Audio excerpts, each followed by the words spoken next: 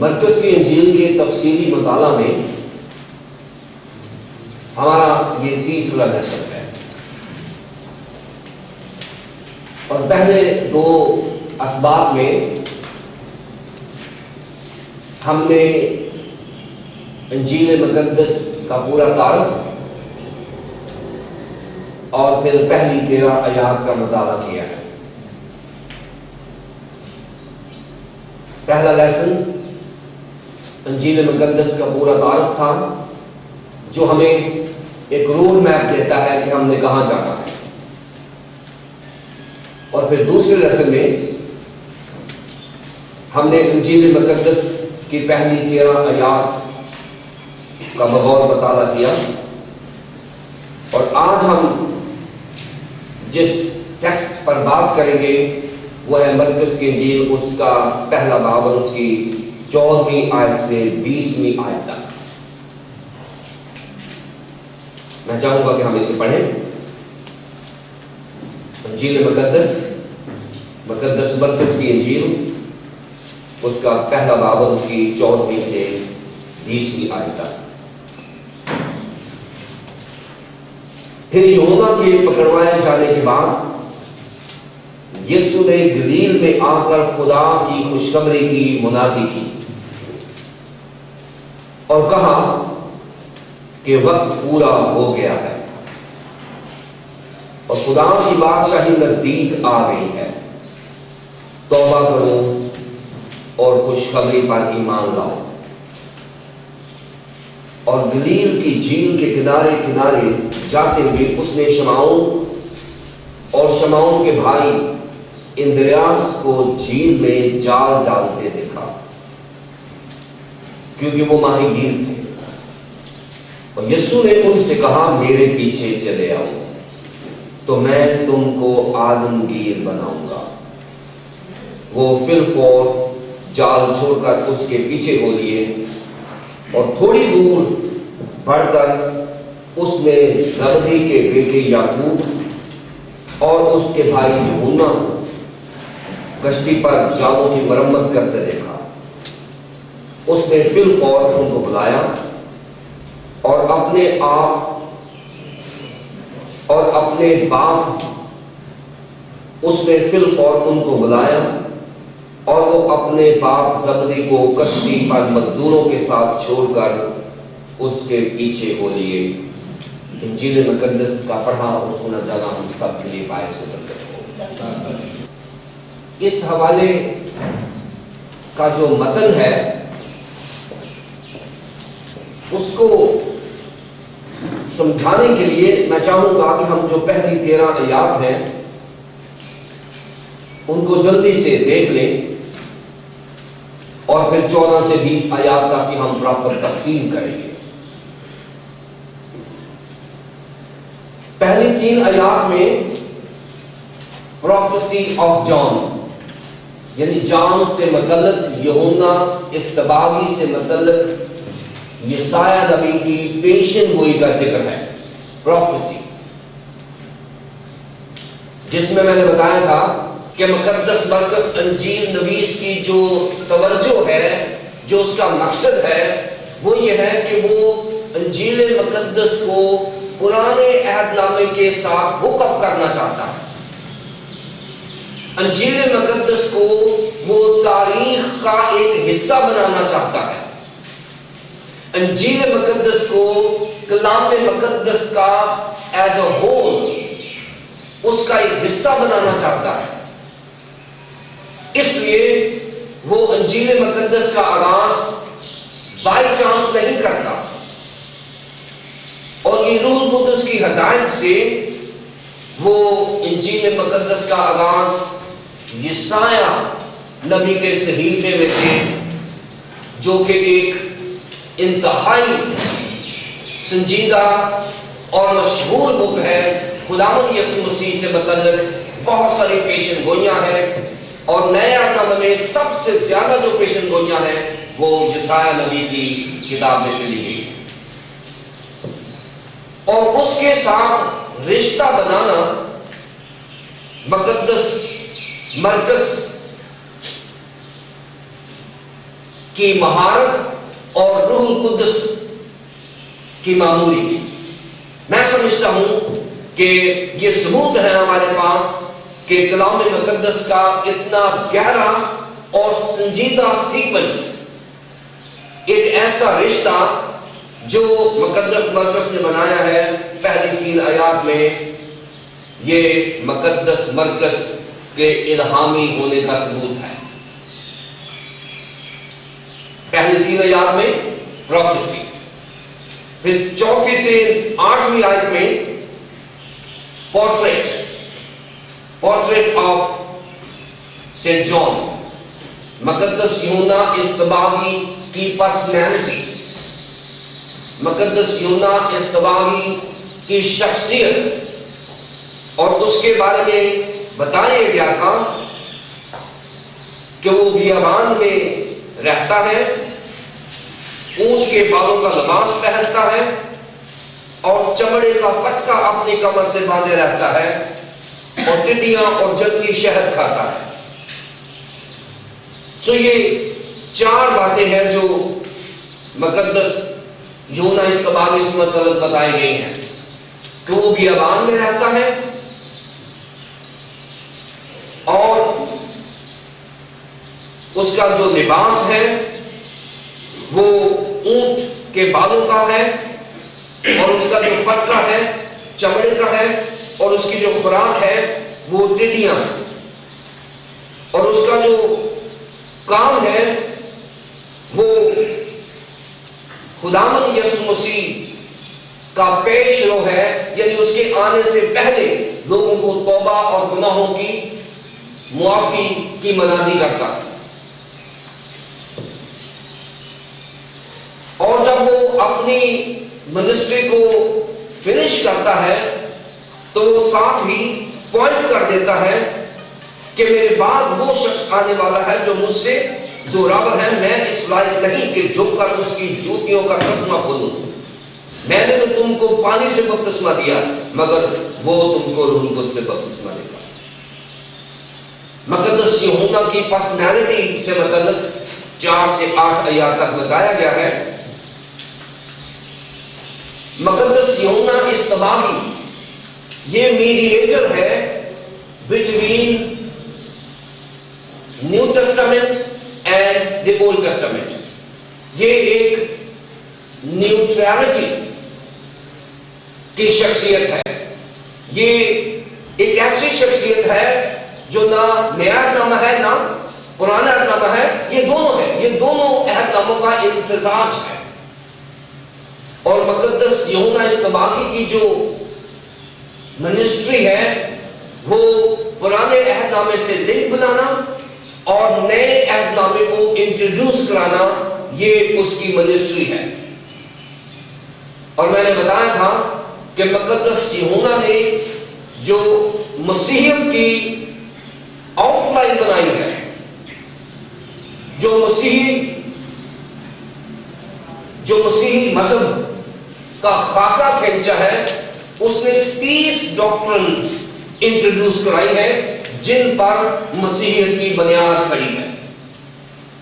30 ایمانی عقائد اس نے پیش کیے ہیں اپنی منسٹری میں، 30 ڈاکٹرنز جو مسیحیت کی بنیاد بنے۔ میں نے بتایا تھا کہ اس کا لباس اور مزاج وہ ایلیا کے ساتھ ملتا ہے، اور یہ بھی ایک خوبصورتی ہے کہ اس نے جو تصویر دکھائی ہے وہ دکھائی ہے جو اس وقت کے لوگوں کے لیے اتنے فیملیئر ہے کہ لوگوں نے اس کو جلدی قبول کر لیا ہے، کیونکہ ایلیا یہودیوں کی توقعات تھیں کہ وہ آئے گا، اس لیے جب یوحنا نے وہ سائنس اور وہ سمپٹمز دیے ہیں کہ میں ہی ایلیا ہوں، تو لوگوں نے یوحنا کو قبول کرنے میں دیر نہیں لگائی۔ میسج اس کا یہ ہے کہ توبہ کرو اور اپنے گناہوں کا اقرار کرو، یہ اس کا میسج ہے۔ توبہ کرو اور اپنے گناہوں کا اقرار کرو۔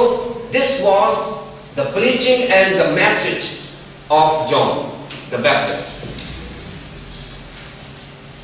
پھر اس کے بعد 9 سے 11 آیات تک وہ خداوند یسوع مسیح کو انٹروڈیوس کراتا ہے. خداوند یسوع مسیح اس کے سامنے بپتسمہ لینے کے لیے حاضر ہو جاتے ہیں اور یہاں پر ان کی ڈبیٹ بھی ہوتی ہے کہ خداوند یسوع مسیح کی جو پرسنالٹی ہے وہ اس بات کی متحمل نہیں ہے, وہ کوالیفائی نہیں کرتی کہ یوحنا اصطباغی سے بپتسمہ لیا جائے. لیکن میں نے بتایا تھا کہ اس کی 3 وجوہات ہیں کہ خداوند یسوع مسیح نے فورس کیا کہ مجھے بپتسمہ لینا چاہیے. پہلی وجہ یہ تھی کہ خداوند یسوع مسیح نے کہا کہ اگر میں بپتسمہ نہیں لیتا تو یہ لوگ مجھے قبول نہیں کریں گے, لہذا ان کی قبولیت کے لیے مجھے بپتسمہ لینا ہے تاکہ یہ مجھے اپنا جانے, یہ مجھے میرے ساتھ قربت میں آئے, میری قربت میں رہے. سو یہ ان کے ساتھ فیملیئر ہونے کا, ان کی قربت حاصل کرنے کا یہ ایک طریقہ تھا کہ مجھے بپتسمہ لینا ہے. دوسری وجہ یہ تھی کہ بپتسمہ لیتے وقت خداوند یسوع مسیح کے اوپر جو ہونے والا تھا وہ جیسس جانتے تھے کہ میری اپروول جو ہے وہ آسمان سے ہونی ہے. اور وہاں پر یہی لکھا ہوا ہے, جیسے ہی خداوند یسوع مسیح پانی کے اوپر آئے اور روح القدس کبوتر کی مانند ان پر نازل ہوا اور آسمان سے آڈیبل آواز آئی کہ تو میرا پیارا بیٹا ہے, تجھ سے میں خوش ہوں. تو یہ ایک اپروول تھی اور لوگوں نے یہ دیکھا کہ جو مقدس یوحنا اصطباغی کہتا ہے وہ ٹھیک کہتا ہے. اور یہ ایک دوسری ریزن تھی. تیسری ریزن یہ تھی کہ اس کے فوراً بعد انہوں نے بیابان میں جانا تھا اور لازمی تھا کہ اس بپتسمے کے فوراً بعد وہ اس قوت میں آ جائیں, اس اسائنمنٹ میں آ جائیں, اس زون میں آ جائیں کہ وہ ابلیس کا مقابلہ کر سکے. سو ان پر یہ قوت تھی, خداوند یسوع مسیح کے اوپر یہ قوت تھی روح القدس کی ہدایت میں. وہ بیابان میں چلے گئے اور بیابانی آزمائش میں وہ پورے اترے. پھر اس کے بعد 12ویں اور 13ویں آیت میں ان کی آزمائش کا ذکر ہے اور آزمائش کا جو اکاؤنٹ ہے, آزمائش کا جو حوالہ ہے وہ آپ کو متی کی انجیل اس کے 4 باب کی 11 آیات اور لوکا کی انجیل اس کے 4 باب کی 13 آیات میں ملے گا. تفصیل کے ساتھ ہم وہاں سے پڑھ سکتے ہیں. آج ہم جو بات کر رہے ہیں وہ کر رہے ہیں 14 سے 20 آیت کی. 14 سے 20 آیت تک کا جو حوالہ ہے یہ ایک بہت بڑے پیسج کا ایک حصہ ہے, کیونکہ 14ویں آیت سے خداوند یسوع مسیح نے اپنی گلیلی منسٹری کا آغاز کیا. خداوند یسوع مسیح نے مرکز کی انجیل میں 2 ہی جگہ پہ منادی کی ہے, گلیل میں اور یہودیہ میں. اور گلیل کی جو منسٹری ہے اس کے بھی 3 حصے کیے انہوں نے, کہ ایک ابتدائی گلیلی منسٹری ہے, پھر اس کی بعد والی جو گلیلی منسٹری ہے, اور اس کے بعد گلیل سے نکلتے نکلتے کے واقعات بھی وہ مقدس مرکز نے بیان کیے ہیں. سو یہ جو حصہ ہے بائبل مقدس کا وہ مرکز پہلا باب اور اس کی 14ویں آیت سے لے کر 3 باب کی 12ویں آیت تک جاتا ہے. یہ جو ابتدائی گلیلی منسٹری ہے یہ مرکز کی انجیل اس کا پہلا باب اس کی 14ویں آیت سے 3 باب کی 12ویں آیت تک یہ پیسج جاتا ہے جو خداوند یسوع مسیح کی ابتدائی گلیلی منسٹری کی بات کرتا ہے. اور پھر مرکز پہلا باب اور اس کی 14ویں آیت سے لے کر 3 باب کی 12ویں آیت تک کو ہم نے 5 حصوں میں تقسیم کیا ہے، اور آئندہ ہمارے جو 5 حصے ہیں وہ یسوع مسیح کی گلیلی منسٹری کے ہیں جو انہوں نے گلیل میں کی ہے۔ آج کا جو ہمارا حوالہ ہے اس میں خداوند یسوع مسیح نے پہلے 4 شاگردوں کو بلایا ہے اپنی کیبنٹ میں، اپنی بادشاہی کو قیام دینے کے لیے انہوں نے پہلے 4 شاگردوں کو دعوت دی ہے۔ اس کے بعد پہلے باب کی 21ویں آیت سے لے کر 34ویں آیت تک جو ہمارا دوسرا حصہ ہوگا وہ کہا کہ قفرنہوم میں خداوند یسوع مسیح کے معجزات کا بیان ہے۔ پھر تیسرا حصہ ہے خداوند یسوع مسیح کی گلیل میں منادی اور شفائیہ خدمت، یہ پہلے باب کی 35ویں آیت سے لے کر 45ویں آیت تک ہے۔ پھر قفرنہوم میں خداوند یسوع مسیح کی خدمات، دوسرے باب کی پہلی 22 آیات،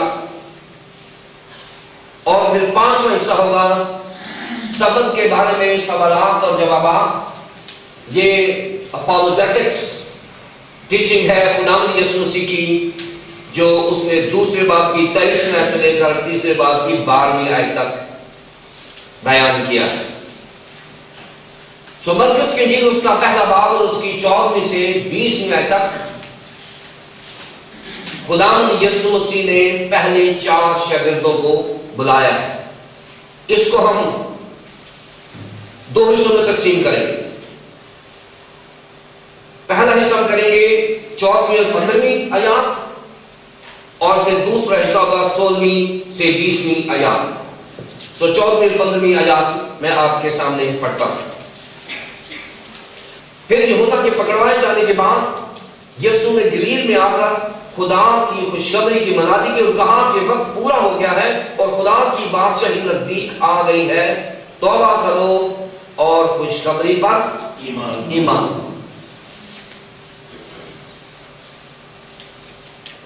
خداوند یسوع مسیح مقدس یوحنا اصطباغی سے 6 ماہ بعد پیدا ہوئے، اور جب تک مقدس یوحنا اپنی اسائنمنٹ کو پورا نہیں کرے گا اس وقت تک خداوند یسوع مسیح میدان عمل میں نہیں آئے۔ یہ ایک ایڈجسٹمنٹ ہے۔ مقدس یوحنا نے خداوند یسوع مسیح سے متعلق جو کچھ اس کو دیا گیا تھا اس نے انٹروڈیوس کروا دیا، لیکن اب نیوز یہ پہنچی ہے کہ مقدس یوحنا کو جیل میں ڈال دیا گیا ہے، اور اس کے اوپر الزام یہ تھا کہ اس وقت کا جو بادشاہ تھا اس نے اپنے بھائی کی بیوی رکھی ہوئی تھی جو کہ بائبل کے خلاف تھا، اور مقدس یوحنا نے کہا کہ اگر ملک کا سربراہ ایسے کرے گا تو قوم میں گناہ ختم نہیں ہوگا۔ سو اگر سربراہ ایسا ہے تو قوم بھی ایسی ہی ہوگی، اور اس نے جو سربراہ کی غلطی تھی اس کو فوکس کیا، اور اس نے اپنی زندگی کی پرواہ نہ کرتے ہوئے اس ملک کے بادشاہ کے خلاف کلام سنا دیا کہ تو خدا کا بھی گناہگار ہے اور خدا کے کلام کا بھی گناہگار ہے، اور ایسے خدام کی ضرورت ہے جو اپنے جان و مال کی پرواہ کیے بغیر خداوند کے کلام کا پرچار کرے۔ ایسے خدام کی ضرورت ہے۔ مقدس یوحنا خداوند کے کلام کا پابند ہے، اور خداوند کے کلام کا اس کے اوپر وزن ہے، ایک بوجھ ہے، اور وہ خداوند کے کلام کے لیے اپنی جان تک دے سکتا ہے۔ اور ایسے بھی لوگوں کے لیے کہا ہے جان دینے تک بھی وفادار رہے تو میں تجھے زندگی کا تاج دوں گا۔ سو کلام مقدس کے لیے اگر ہمیں اپنی جان کا نذرانہ دینا پڑتا ہے تو پھر ہم ان شہداء کے سکسیشن میں چلے جاتے ہیں جو سٹیفن سے شروع ہوا تھا. نئے نامے میں مقدس سٹیفنس نے اپنی جان کا نذرانہ دیا. خداوند یسوع مسیح کے پاس یہ نیوز ہے کہ مقدس یوحنا اصطباغی جو اس کا پیش رو تھا اپنی اسائنمنٹ مکمل کر چکا ہے اور اب وہ جیل میں ہے. اب لازمی ہے کہ خداوند یسوع مسیح اس تسلسل کو جاری رکھے اور خداوند یسوع مسیح اب میدان عمل میں آ گئے. یوحنا کے پکڑوائے جانے کے بعد یسوع نے گلیل میں آ کر خداوند کی خوشخبری کی منادی کی. دیکھیے خداوند یسوع مسیح نے جو سینٹنس بولا ہے یہاں پر وہ نہیں ہے جو مقدس یوحنا اصطباغی نے بولا. مقدس یوحنا اصطباغی یہ کہتے ہیں کہ توبہ کرو اور گناہوں کی معافی حاصل کرو. خداوند یسوع مسیح کہتے ہیں کہ توبہ کرو اور خوشخبری پر ایمان لاؤ. خداوند یسوع مسیح نے اگر آپ اسرائیل کا نقشہ دیکھیں خداوند یسوع مسیح کے وقت میں تو اس کے شمال سے خدمت کا آغاز کیا ہے. تو یہ شمالی خدمت ہے جو خداوند یسوع مسیح نے شروع کی ہے اور بعد میں جنوب میں آیا ہے. یوحنا جو ہے وہ لوگوں کی بات کرتا ہے کہ توبہ کرو اور گناہوں سے معافی مانگو, گناہوں کا اقرار کرو. خداوند یسوع مسیح نے یہ بات نہیں کی. یہ تھوڑی سی مشکل بات میں کرنے لگا اور یہ ٹاپ تھیولوجیکل پوائنٹ ہے جو میں سمجھانے لگا ہوں. خداوند یسوع مسیح کے سامنے جب ہم آتے ہیں تو خداوند یسوع مسیح کے پاس وہ قوت ہے جو مقدس یوحنا اصطباغی کے پاس نہیں ہے.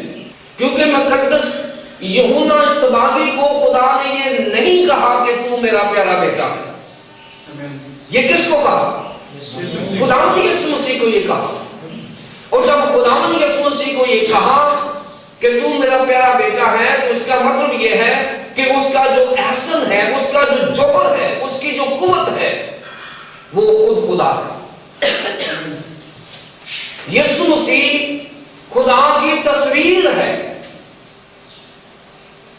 مقدس یوحنا کے پاس اس کی آنکھوں میں, اس کے ذہن میں یہ قوت نہیں ہے کہ وہ کسی آدمی کا سکین کر سکے. لیکن خداوند یسوع مسیح کے پاس یہ ایبلٹی ہے کیونکہ وہ خود خدا ہے. وہ انسان کا سکین کر سکتا ہے. یوحنا کہتا ہے گناہوں کا اقرار کرو, توبہ کرو. خداوند یسوع مسیح کہتا ہے بس توبہ کر دو اور خوشخبری پر ایمان لاؤ. جو نقطہ میں سمجھانا چاہتا ہوں یہاں وہ یہ ہے کہ خداوند یسوع مسیح نے یہ نہیں کہا کہ آپ اپنے گناہوں کا اقرار کرو. اس لیے نہیں کہا کہ خداوند یسوع مسیح پر ایمان لانے سے آٹومیٹکلی ہمارے گناہ معاف ہو جاتے ہیں. یوحنا پر ایمان لانے سے گناہ معاف نہیں ہوتے.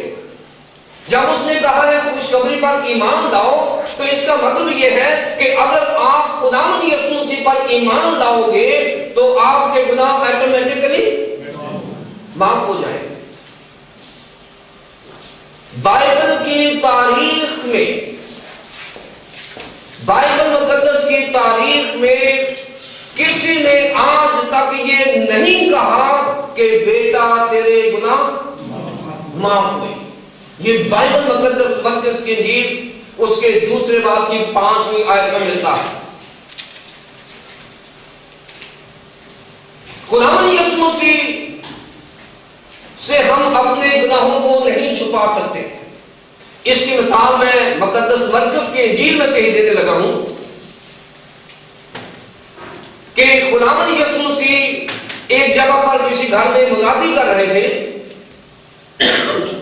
اور اوپر سے چھت کو کھلنے کی آوازیں آنے لگی، اور کیا ہوا کہ انہوں نے کسی شخص کو چرپائی سمیت خداوند یسوع مسیح کے آگے لٹکا دیا، اور اس کی بیماری کیا ہے؟ اس کو کہا گیا کہ ایک مفلوج کو، ایک مفلوج جس کو فالج کی بیماری ہے، اور فالج کی جو بیماری ہے اگر آپ میڈیکل کو سمجھتے ہیں، فالج کی بیماری جو ہے یہ برین کی بیماری ہے، یہ دماغ کی بیماری ہے، دماغ کی کوئی شریان پھٹتی ہے، اور جہاں پر پھٹتی ہے وہاں کی جو ایریا ہے اس کو وہ ڈیمیج کر دیتی ہے، اور جس ایریا کو جتنا ڈیمیج کرتی ہے اتنا جسم کا حصہ جو ہے وہ پیرالائز ہو جاتا ہے۔ یہ برین کی بیماری ہے۔ اب یہ جو شخص ہے اس کی کوئی ایک ٹانگ یا ایک بازو یا ایک سائڈ مفلوج نہیں ہے، بلکہ یہ سارے کا سارا مفلوج ہے۔ یعنی اگر اس کو میڈیکلی دیکھا جائے تو اس کے اوپر اتنا بڑا برین ہیمریج ہوا ہے کہ اس کا پورا جسم تباہ و برباد ہو گیا۔ خداوند یسوع مسیح نے اس کو ایز میڈیکل کیس کے طور پر نہیں لیا، انہوں نے خداوند یسوع مسیح کے سامنے ایک میڈیکل ٹیسٹ رکھا ہے کہ اس کا علاج کرنا ہے اور اس کی میڈیکل ٹریٹمنٹ دینی ہے۔ خداوند یسوع مسیح نے اس کو ایز میڈیکل کیس نہیں لیا، نہ ہی یہ کوئی میڈیکل ریزن بتائی گئی ہے۔ خداوند یسوع مسیح نے یہ بھی نہیں کہا کہ جب تک یہ اپنے گناہوں کا اقرار نہیں کرے گا یا جو لانے والے ہیں وہ اس کے گناہوں کا اقرار کریں گے تو پھر اس کے گناہوں کی معافی ہوگی۔ خداوند یسوع مسیح نے اس کو دیکھا ہے کہ اس کا میڈیکل کا ایشو نہیں ہے، اس نے کہا بیٹا تیرے گناہ معاف ہو۔ خداوند یسوع مسیح کے پاس وہ انسائٹ ہے، وہ قوت ہے، وہ طاقت ہے جو خدا کے پاس ہوا کرتی ہے، اور خدا کے پاس میرے اور آپ کے گناہوں کو دیکھنے اور انہیں معاف کرنے کی قدرت ہے۔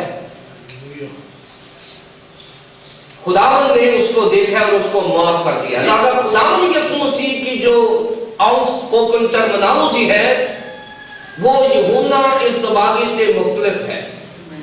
یوحنا کہتا ہے میں آپ کے گناہوں کو نہیں دیکھ سکتا، لہذا آپ خود ہی اپنے گناہوں کا اقرار کرو اور توبہ کرو۔ یسوع مسیح کہتا ہے کیونکہ میں اپنے گناہوں کو، آپ کے گناہوں کو، یسوع مسیح یہ کہتے ہیں کیونکہ میں آپ کے گناہوں کو دیکھ سکتا ہوں، لہذا آپ صرف مجھ پر ایمان لے آؤ۔ جب ایمان لے آؤ گے تو آپ کے گناہ ایٹومیٹکلی، کیونکہ گناہ اور خداوند یسوع مسیح کا نام یہ دونوں اکٹھے نہیں رہ سکتے۔ گناہ اور خداوند یسوع مسیح کا نام یہ دونوں اکٹھے ایک جگہ نہیں رہ سکتے، یا گناہ رہے گا یا خداوند یسوع مسیح کا نام رہے گا۔ خدا کی خوشخبری کی منادی کی اور کہا کہ وقت پورا ہو گیا ہے اور خداوند کی بادشاہی نزدیک آ گئی ہے، توبہ کرو اور خوشخبری پر ایمان لاؤ۔ یہ خوشخبری کیا ہے؟ What is this good news؟ اس کو ہمیں دیکھنا پڑے گا۔ خداوند یسوع مسیح جب زمین پر آئے ہیں تو ان کا ایک بہت بڑا مشن ہے۔ مشن یہ ہے کہ خداوند یسوع مسیح زمین پر خدا کو انٹروڈیوس کرا رہے ہیں کہ خدا کیسا ہوتا ہے، کیونکہ یہ معمہ رہا ہے، یہ مشکل رہی ہے باغ عدن سے لے کر خداوند یسوع مسیح تک کہ خدا کیسا ہوتا ہے۔ سو خداوند یسوع مسیح نے کہا کہ میں آپ کو یہ خوشخبری دے دوں گا کہ خدا کیسا ہوتا ہے۔ اس نے کہا جس نے مجھے دیکھا اس نے باپ کو دیکھا، اور خداوند یسوع مسیح نے اپنے باپ کو یعنی خدا باپ کو زمین پر اتنا کلوز پکچر دی ہے کہ اب ہمیں باپ کو دیکھنے کی ضرورت نہیں ہے، کیونکہ باپ کو کبھی کسی نے نہیں دیکھا۔ اور ہم مسیحیوں کے پاس یہ پریویلیج ہے، یہ برکت ہے کہ ہم خداوند یسوع مسیح کے وسیلے باپ کو دیکھ سکتے ہیں اور باپ تک رسائی حاصل کر سکتے ہیں۔ بہت بڑی خوشخبری یہ ہے کہ جو حجاب، جو پردہ، جو دیوار خدا باپ اور خدا کے لوگوں کے درمیان تھی، خداوند یسوع مسیح نے اس وقت گرا دی تھی جب اس نے کہا تھا، اے باپ میں اپنی روح تیرے ہاتھوں میں سونپتا ہوں، اور ساتھ ہی اس نے تمام دیواروں کو ختم کر دیا تھا جو میرے اور خدا باپ کے درمیان۔ نئے عہد نامے میں 7 قسم کی خوشخبریاں ہیں جو مختلف خدا کے لوگوں نے لکھی ہیں۔ میں نے وہ کمپائل کی ہے ایک جگہ پہ، اور میں چاہوں گا کہ ہم ان کو دیکھ لیں۔ مقدس یوحنا کی انجیل اس کا 14 باب اور اس کی 8 سے 11 آیت تک خداوند یسوع مسیح نے خدا باپ کو پریزنٹ کیا کہ خدا باپ کیسا ہوتا ہے۔ یہ بہت بڑی خوشخبری ہے۔ پھر غلطیوں کے نام پولس رسول کا خط اس کا 2 باب اس کی 5 آیت، اور کولوسیوں کے نام پولس رسول کا خط اس کا 1 باب اس کی 5 آیت میں وہاں پر بتایا گیا ہے کہ گڈ نیوز آف ٹروتھ، سچائی کی خوشخبری کا بیان کیا گیا ہے کہ خداوند یسوع مسیح زمین پر آئے ہیں تو وہ سچے ہیں اور سچائی کا پرچار کرتے ہیں۔ خداوند یسوع مسیح سچائی کا منبع ہے۔ وہ پرسنالٹی ہے جہاں سے سچائی نکلتی ہے۔ جو اتنے لوگ مسیحی ہیں وہ خداوند یسوع مسیح کی سچائی کے ساتھ ہوک اپ ہو جاتے ہیں، اور پھر مسیحیوں میں سچائی گھر کر لیتی ہے اور مسیحی سچے گردانے جاتے ہیں۔ سچائی جو ہے یہ خداوند یسوع مسیح کی پریزنٹیشن ہے۔ اس نے کہا توبہ کرو اور سچائی پر ایمان لاؤ، اور سچائی جو ہے وہ خداوند یسوع مسیح ہے۔ پھر اس دنیا میں نا امیدی بہت زیادہ تھی، اور مقدس پولس رسول نے کلسیوں کے نام خط اس کے 1 باب کی 23 آیت میں ایک امید کی خوشخبری کی بات کی ہے کہ جو دنیا ہوپلس ہے، جو دنیا نا امید ہو گئی ہے، خداوند یسوع مسیح نے نا امید دنیا کو ایک زندہ امید دے دی ہے۔ امید سے یہ مراد ہے کہ جب ہم بائبل کے اسکیل کے مطابق اپنے 70 سال یا قوت ہو تو 80 سال بس کرتے ہیں، اس کے بعد ہم کہاں جائیں گے؟ خداوند یسوع مسیح نے ہمیں ایک زندہ امید دے دی ہے۔ کیوں؟ کہ ہم مرے ہوئے نہیں رہیں گے، بلکہ ہم یسوع مسیح کے ساتھ یسوع مسیح کی طرح زندہ ہو جائیں گے۔ یہ ہمارا ایکسکلوسیو کلیم ہے۔ This is exclusive claim۔ اگر خداوند یسوع مسیح ہمیں یہ کہتے ہیں کہ آپ زندہ ہو جاؤ گے، تو ان کا دعویٰ اس لیے بنتا ہے کہ خداوند یسوع مسیح خود بھی زندہ ہوئے ہیں، وہ خود زندہ ہوئے ہیں، اس لیے ہمیں بھی انہوں نے امید دے دی ہے کہ آپ بھی زندہ ہو جاؤ گے۔ پھر نمبر 4 میں افسیوں 6 باب کی 15 آیت،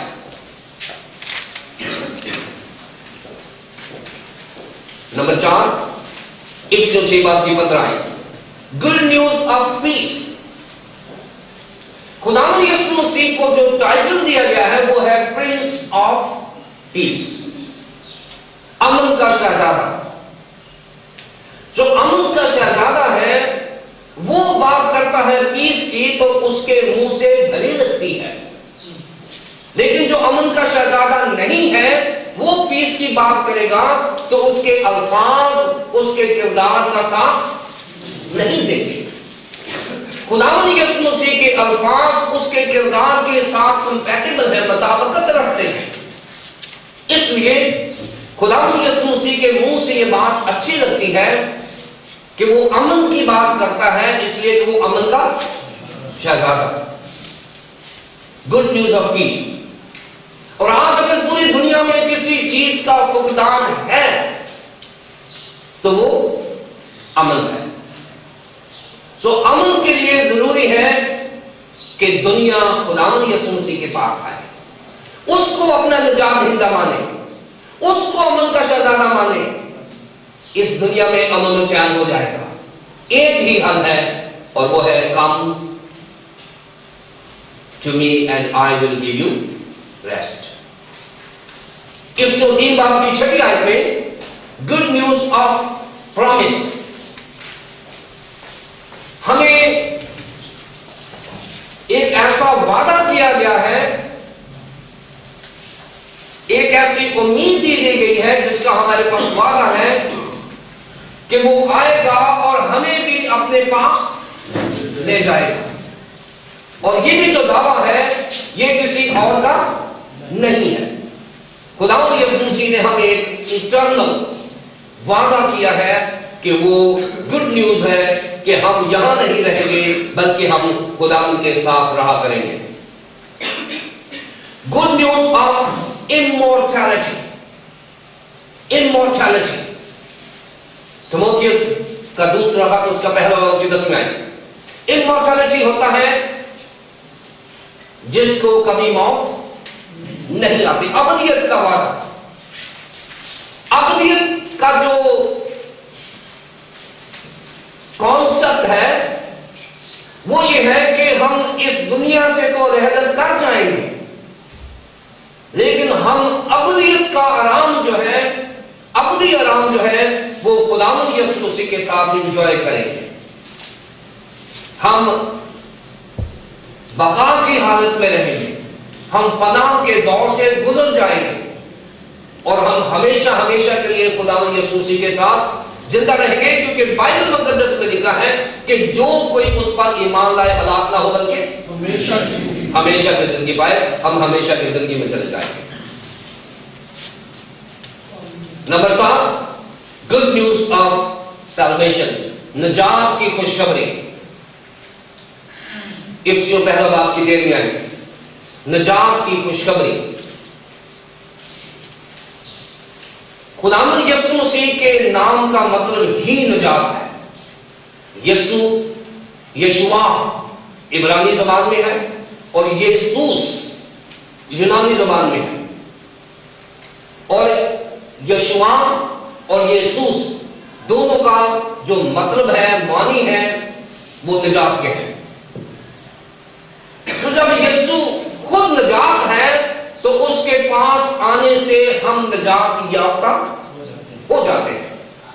یہ بڑی نیچرل سی ڈیولپمنٹ ہے، ہم ادھر ادھر سے پکڑ کے نہیں کھانچ کے لے کر آتے یسوع کے پاس، نہیں۔ خداوند یسوع مسیح کا پیغام سمپل اور اسٹریٹ فارورڈ ہے، میرے پاس آؤ میں تمہیں آرام دوں، سیدھی سی بات۔ یسوع کے نام کا مطلب نجات ہے، آرام ہے، تسلی ہے، تشفی ہے۔ سو یہ وہ خوشخبری ہے جو خداوند یسوع مسیح انٹروڈیوس کراتے ہیں، جو بائبل مقدس اپنے مختلف مصنفین کے تھرو انٹروڈیوس کراتی ہے۔ خداوند یسوع مسیح نے کہا توبہ کرو اور خوشخبری پر ایمان لاؤ، یہ اس کا حکم ہے۔ توبہ کرو اور خوشخبری پر ایمان لاؤ۔ ایمان لانا جو ہے یہ آمونا عبرانی زبان میں کہتے ہیں اور پستس یونانی زبان میں کہتے ہیں۔ ایمان کیا چیز ہے؟ میں جلدی سے ایک مثال دے دیتا ہوں۔ پھر ہم ایمان کو کور کر لیں گے۔ ایک کوئلے کی کان تھی جس میں لوگ کام کرتے تھے، اور جب کوئلے کی کان میں لوگ کام کرتے ہیں تو نیچے اندھیرا ہوتا ہے، اور کیمپ لگے ہوئے تھے، اور کوئلے کی کان پہ کام کرتے ہوئے ایک 4 سال کی بیٹی ہے، وہ اس کان کے سامنے آئی ہے اور اس کو نیچے نظر نہیں آ رہا، اور نیچے سے اس کو اپنے باپ کی آواز آ رہی ہے کام کرتے ہوئے، اور بیٹی نے اوپر سے دیکھا ہے اور اس کو کچھ نظر نہیں آ رہا، اور اس نے کہا کہ ابو میں آپ کے پاس آنا چاہتی ہوں، اور اس کے باپ نے اوپر دیکھا، باپ کو وہ نظر آ رہا تھا کہ اس کی بیٹی کھڑی ہے، لیکن بیٹی کو نظر نہیں آ رہا، صرف وہ آواز سن رہی ہے، اور اس نے کہا بیٹا آ جاؤ، اور بیٹی نے ایک دم سے وہ چھلانگ لگا دی، اور اس کے باپ نے اپنے مضبوط ہاتھوں میں اس کو تھام لیا۔ یہ وہ ایمان ہے جہاں اس کا ذکر کیا گیا کہ ہم اپنے باپ کو دیکھ تو نہیں سکتے، لیکن ہم اس کی آواز بائبل مقدس کے تھرو سنتے ہیں، اور اگر ہم کہیں گے کہ باپ میں آپ کے پاس آنا چاہتا ہوں یا چاہتی ہوں، تو پھر ایمان وہ ہونا چاہیے جو بیٹی کا تھا، اس نے اپنے آپ کو باپ کے ہاتھوں میں دے دیا، اور اس کے باپ نے مضبوطی سے اس کو پکڑ لیا۔ سو یہ وہ ایمان ہے جس کی آج ہمیں ضرورت ہے کہ ہمیں باپ نظر نہیں آئے گا، لیکن ہمارا ایمان اس مقام پر ہونا چاہیے کہ اگر ہمارا باپ آواز دے رہا ہے، بول رہا ہے، تو ہمیں پھر اپنے باپ کی آواز کو یقین کرنا ہے کہ وہ موجود ہے۔ توبہ کرو خوشخبری پر ایمان لاؤ۔ یہ 14ویں اور 15ویں آیات کا تفسیری مطالعہ تھا۔ اب ہم 16ویں سے 20ویں آیت تک دیکھیں گے۔ اور گلیل کی جھیل کے کنارے کنارے جاتے ہوئے اس نے شمعون اور شمعون کے بھائی اندریاس کو جھیل میں جال ڈالتے دیکھا، وہ ماہی گیر تھے۔ پھر اس کے بعد تھوڑی دیر اور آگے گئے ہیں، اور اس نے زبدی کے بیٹوں یعقوب اور اس کے بھائی یوحنا کو کشتی پر جالوں کی مرمت کرتے ہوئے دیکھا۔ خداوند یسوع مسیح نے اپنی بادشاہی کا آغاز گلیل کے شہر سے کیا، گلیل کی جھیل سے کیا، اور یہ جو گلیل کی جھیل ہے، اگر آپ اس کا جغرافیہ دیکھیں تو یہ سطح سمندر سے 682 فٹ نیچے ہے۔ اگر اس کا جیوگرافیکل انالیسس کریں گلیل کی جھیل کا، تو یہ 682 فیٹ یہ لو لیول ہے اس کا سطح سمندر سے، اور پھر اس کی جو لمبائی ہے وہ 14 میل ہے۔ 14 میل تک یہ جھیل کی جو لمبائی ہے یہ دکھائی گئی ہے نقشے میں، اور اس کی جو چوڑائی ہے یہ بہت بڑی چوڑائی ہے، 6 میل کے قریب اس کی چوڑائی ہے، اور جو ماہرین فشنگ ہے، جو مچھلیاں پکڑنے کے ماہرین ہیں، انہوں نے یہ بتایا ہے کہ جب اس حوالے کی بات ہو رہی ہے اس وقت اس جھیل میں 330 کشتیاں موجود رہتی تھیں فشنگ کے کام کے لیے۔ یہ گلیل کی جھیل کی میں بات کر رہا ہوں، 682 فٹ یہ بلو ہے سی لیول سے، 14 میل لمبی ہے اور 6 میل چوڑی ہے، اور 330 کشتیاں اس میں موجود رہتی تھی، اور جس شہر کے قریب سے یہ گزرتی تھی اسی پر اس کا نام پڑ جاتا تھا۔ جب یہ گلیل کے پاس ہے تو اس کو گلیل کی جھیل کہتے تھے۔ پھر آگے تبریاس کی جھیل، تبریاس کی جھیل بھی اسی کا نام ہے، گنیسرت کی جھیل بھی اسی کا نام ہے۔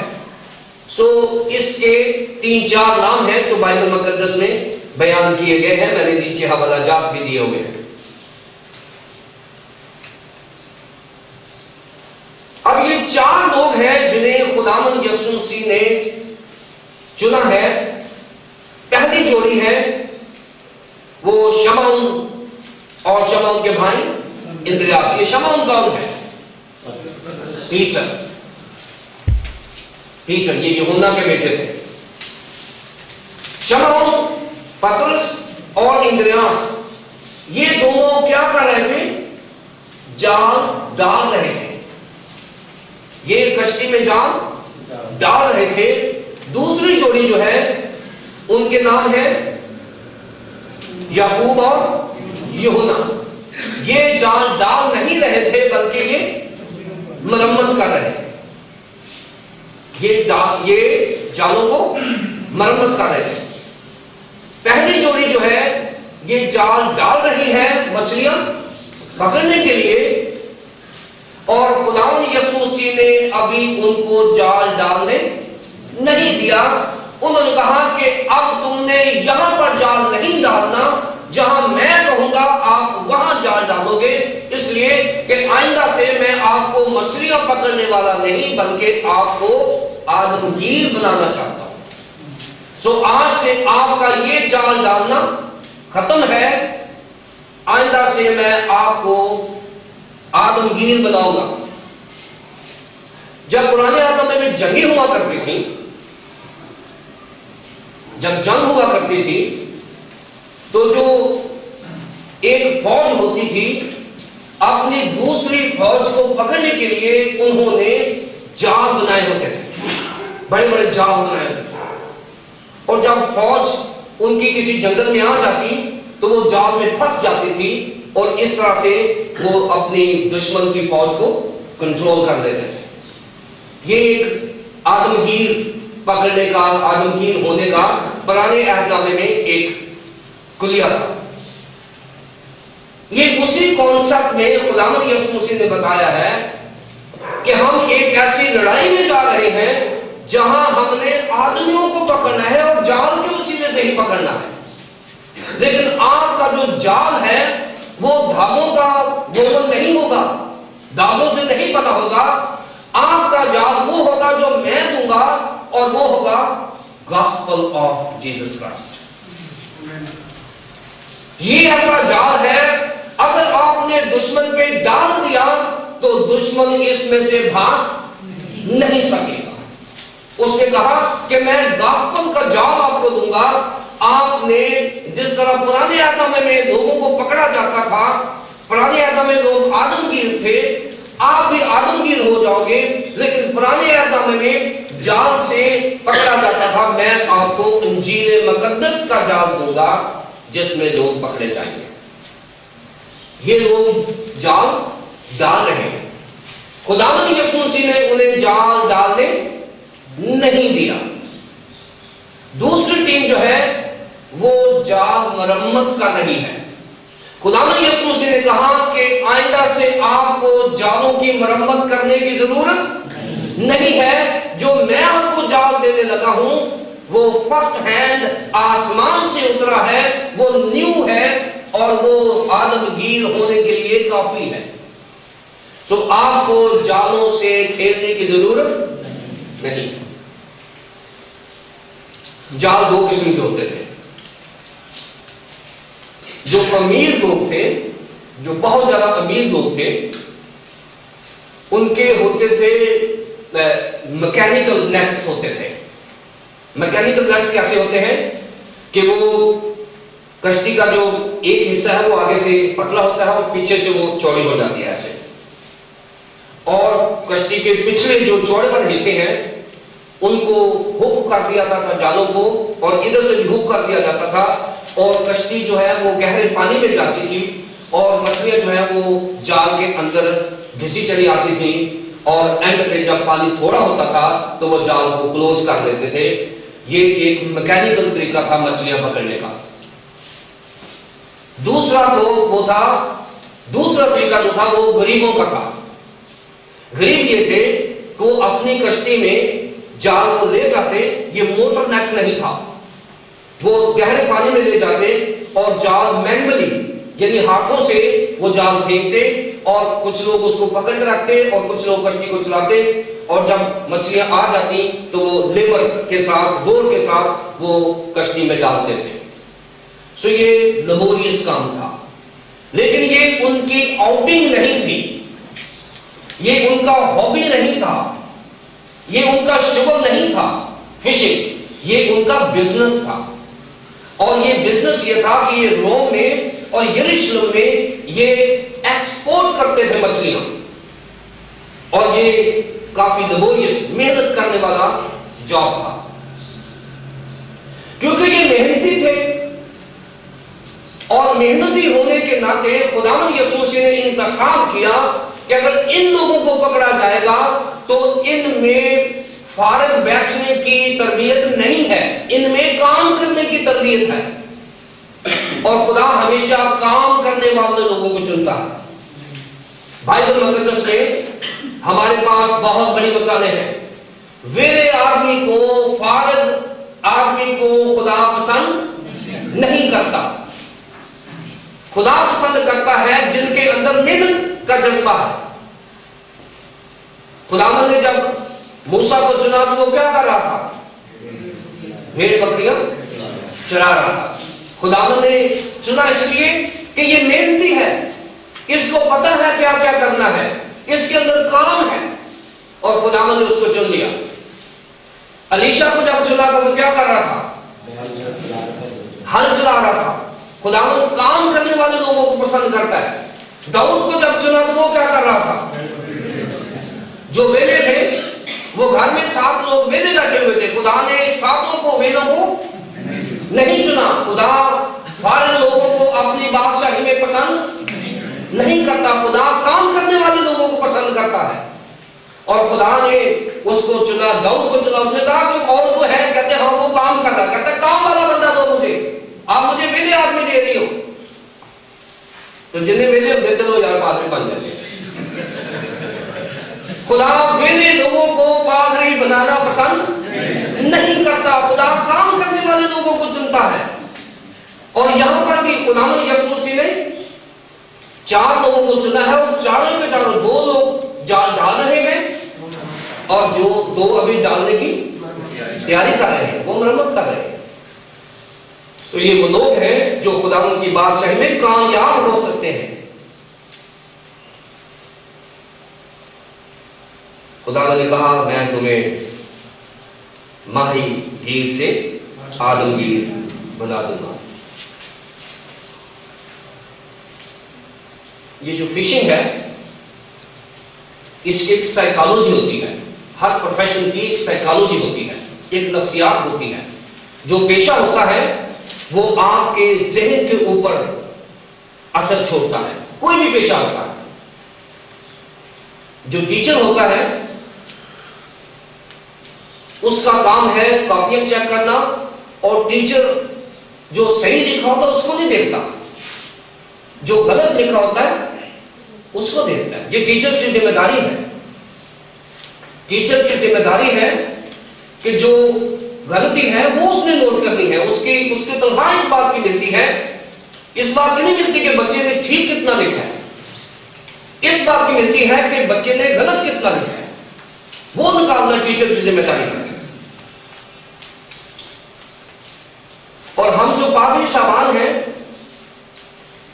ہمیں طبیعتاً لوگوں کے اوپر پردہ ڈالنے کی سائیکالوجی ہمیں ملتی ہے۔ سو میں اور میرے مسز ہمارا ایک بڑا اچھا کمبینیشن ہے۔ میں غلطیاں اگنور کرتا جاتا ہوں اور وہ غلطیاں پکڑتی رہتی ہیں۔ سو ہم دونوں کا اچھی کمپیٹیبلٹی ہے کہ میری جو سائیکالوجی ہے وہ غلطیاں اگنور کرنے کی ہے، چاہے اسٹاف ہو، چاہے نوکر ہو، چاہے گھر میں ہو، چاہے جو بھی ہو، میں اگنور کرتا رہتا ہوں۔ اور میری مسز کی ٹریننگ ایسی ہے کہ وہ غلطیاں پکڑتے رہتے ہیں، کیونکہ اس کا ایک براٹ اپ ہے، اس کی ذمہ داری ہے۔ شی از آنسٹ، میں اپنے ساتھ آنسٹ ہے۔ سو اس طرح سے ہمارا چلتا رہتا ہے۔ سو جو بھی پیشہ ہے، آپ کے ذہن کے اوپر اس کا ایک امپیکٹ ہوگا۔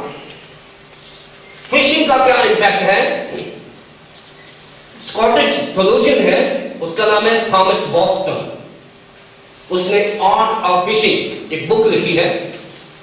اس نے بیچ میں 7 چیزیں بتائی ہیں جو فشنگ پروفیشن کا امپیکٹ ہے, جو فشنگ پروفیشن کے لوگ ہیں ان کے اوپر کیا اثر پڑتا ہے. 7 چیزیں ہیں اور یہ 7 چیزیں ان دوستوں میں ملے گی جو خداوند یسوع مسیح نے چنے ہیں. پہلا جو ہے وہ یہ ہے کہ جو فشنگ لوگ ہوتے ہیں, جو ماہی گیر ہوتے ہیں, وہ ایک ذہن لے کر چلتے ہیں گھر سے کہ ہم نے مچھلیاں پکڑنی ہے. یہ کا ذہن ہے, گھر سے جب نکلے ہیں رات کو بھی وہ یہ سوچتے رہتے ہیں کہ ہم نے مچھلیاں پکڑنی ہے. اگر آپ یہ مائنڈ لے کر نہیں چلے تو اس کا مطلب یہ ہے کہ آپ ماہی گیر بھی نہیں ہے. خداوند یسوع مسیح نے ماہی گیروں کو اس لیے چنا ہے کہ ان کے اندر جو سائیکالوجی ہے وہ پکڑنے کی ہے, کامیابی کی ہے. وقت ضائع کیے بغیر ہم نے یہ کام کرنا ہے. سو یہ سائیکالوجی ہے ماہی گیر کی جو خداوند یسوع مسیح کو پسند ہے. اس نے کہا کہ جو ماہی گیر ہوتے ہیں ان میں پکڑنے کی عادت پڑ جاتی ہے کہ ہم نے کچھ حاصل کرنا ہے. سو اس لیے جب ماہی گیر آدمگیر بنے گا تو وہ سویا نہیں رہے گا, وہ کہے گا پکڑنا ہے.